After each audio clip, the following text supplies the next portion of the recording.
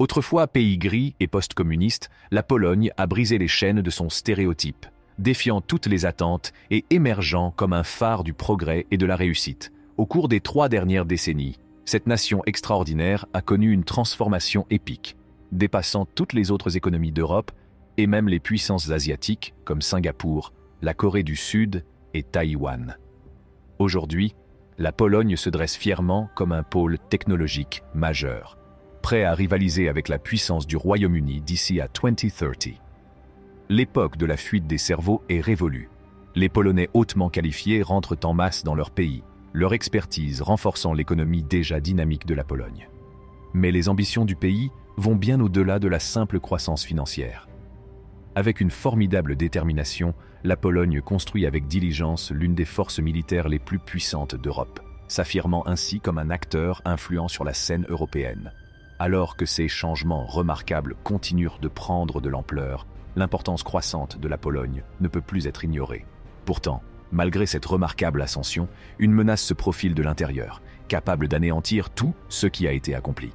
Au cœur de la réussite polonaise se trouve un fil conducteur délicat, vulnérable aux défis internes qui pourraient potentiellement saper des années de progrès. Comment la Pologne a-t-elle réussi à déjouer tous les pronostics et à devenir la plus grande réussite de l'Europe? Qu'est-ce qui la distingue de ses pairs et quel est le formidable défi qui menace ses réalisations? L'essor de la Pologne est une histoire captivante de résilience, d'innovation et de ténacité, avec un avenir qui oscille précairement entre le triomphe légendaire et les ténèbres imprévues. La transformation de la Pologne d'un État déchiré par la guerre et contrôlé par l'Union soviétique en une réussite européenne florissante n'est rien de moins que remarquable. Ce parcours de triomphe et de résilience témoigne de l'esprit indomptable du peuple polonais et du pouvoir du changement. Pour apprécier l'ampleur de la réussite de la Pologne, il faut d'abord comprendre les conditions désastreuses dans lesquelles elle a émergé. Première victime de l'agression de l'Allemagne nazie pendant la Seconde Guerre mondiale, la Pologne a subi une dévastation et des pertes inimaginables. L'occupation a laissé le pays meurtri et dépouillé de ses ressources, avec un immense tribut humain. Après la guerre, la Pologne est tombée sous le contrôle de l'Union soviétique et est devenue un État satellite, pris dans la toile. Elle est passée rapidement au capitalisme, mais a adopté une approche plus prudente en matière de privatisation des entreprises publiques. Ce rythme plus lent et la surveillance accrue ont empêché le transfert de richesses vers un petit groupe d'oligarques. C'est eux qui a distingué la Pologne des autres pays post-communistes. Si ce succès initial a permis à la Pologne de se stabiliser au début des années 2000, il est apparu clairement que la poursuite de la croissance nécessitait une nouvelle stratégie. C'est ainsi qu'est née la deuxième phase de la croissance polonaise, la mondialisation. En 2004, la Pologne a rejoint l'Union européenne, UE, et a eu accès au vaste marché européen grâce à la libre circulation des biens et des services. Les entreprises d'Europe occidentale ont ainsi eu l'occasion de délocaliser leur production en Pologne, bénéficiant d'une main-d'œuvre nombreuse et abordable. Bien que ces entreprises aient conservé la plupart des bénéfices, la Pologne a tout de même tiré d'importants avantages économiques de cet accord, ce qui lui a permis de poursuivre sa croissance rapide. L'adhésion à l'UE n'a pas seulement apporté des avantages économiques, elle a également montré aux investisseurs que la Pologne était un marché stable et attrayant, ce qui a inspiré d'autres investissements directs étrangers. L'afflux de fonds et d'expertise a stimulé l'innovation et la modernisation dans tous les secteurs, renforçant ainsi la compétitivité de la Pologne sur la scène mondiale. Au-delà de l'adhésion à l'UE, la Pologne a également poursuivi activement la diversification de sa stratégie de croissance. Elle a investi massivement dans des secteurs tels que les technologies de l'information, l'externalisation et la recherche et le développement, capitalisant sur sa main-d'œuvre qualifiée et attirant des entreprises internationales à la recherche de solutions rentables. Cette diversification a agi comme un filet de sécurité, protégeant la Pologne d'une dépendance excessive à l'égard d'un seul secteur et atténuant les ralentissements économiques potentiels. La Pologne a constamment investi dans ses infrastructures, en améliorant les réseaux de transport et en modernisant son secteur énergétique. L'engagement de la Pologne en faveur de la redistribution des richesses et de l'équilibre des disparités économiques au sein de l'Union européenne a été très bénéfique pour le pays. En recevant un soutien financier substantiel de la part des États membres plus riches, la Pologne a été en mesure d'apporter des améliorations significatives dans divers secteurs, allant des infrastructures à l'éducation. Contrairement à de nombreuses autres nations d'Europe de l'Est, la Pologne a utilisé ses fonds de manière efficace, évitant ainsi de tomber dans le piège des revenus moyens. Au départ, la Pologne a attiré des entreprises étrangères à la recherche d'une main-d'œuvre peu qualifiée et mal payée.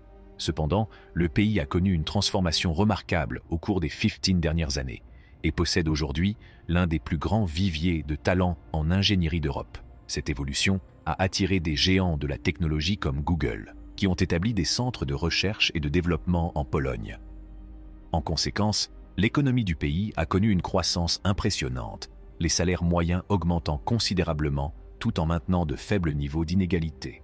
Si la Pologne a encore du chemin à faire pour rattraper ses homologues d'Europe occidentale en termes de richesse globale, sa croissance inclusive n'a pas seulement profité à quelques privilégiés, mais a également eu un impact positif sur la société dans son ensemble. Contrairement à d'autres pays où la croissance économique reste sur le papier, les progrès de la Pologne se sont répercutés sur les citoyens ordinaires et ont amélioré leur qualité de vie. En outre, le renforcement militaire de la Pologne a été largement reconnu et a fait l'objet d'une attention particulière. Le pays a déployé des efforts sans précédent pour renforcer ses capacités de défense, témoignant ainsi de sa volonté de préserver sa sécurité et sa souveraineté dans un contexte mondial de plus en plus incertain. Cette volonté de renforcer ses capacités militaires a suscité des interrogations et des spéculations sur les motivations d'un investissement aussi important. Tout au long de l'histoire, la Pologne a entretenu des relations tumultueuses avec ses puissants voisins, l'Allemagne et la Russie. Envahie, divisée et privée de son indépendance à de multiples reprises, il n'est pas étonnant que le pays nourrisse un sentiment persistant de paranoïa. Bien que la Pologne soit aujourd'hui membre de l'OTAN, sa mémoire historique refuse de s'estomper. Alors que d'autres nations européennes profitaient des fruits de la paix, la Pologne est restée prudente, conservant l'un des budgets militaires les plus élevés de l'OTAN, ayant quitté le pays au cours des 3 dernières décennies.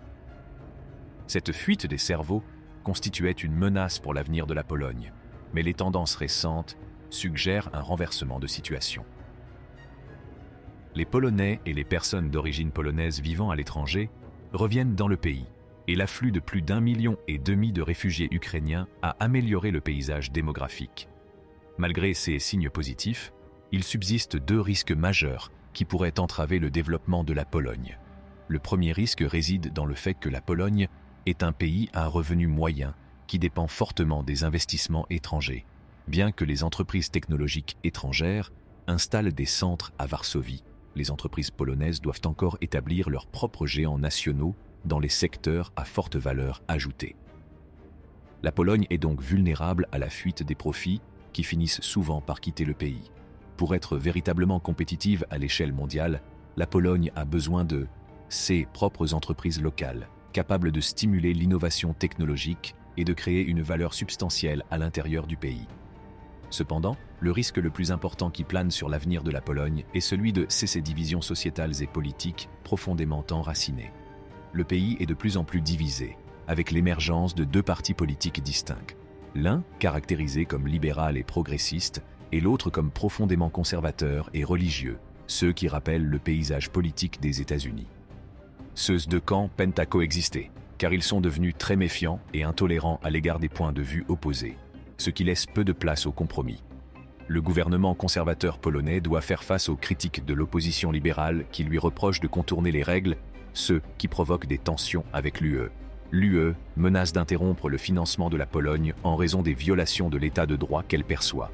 La Pologne a besoin du soutien de l'UE pour réaliser son potentiel et coexister avec des segments polarisés pour réussir. Cette vidéo est maintenant terminée. Nous vous remercions de l'avoir regardée. N'oubliez pas d'aimer, de commenter et de vous abonner à notre chaîne.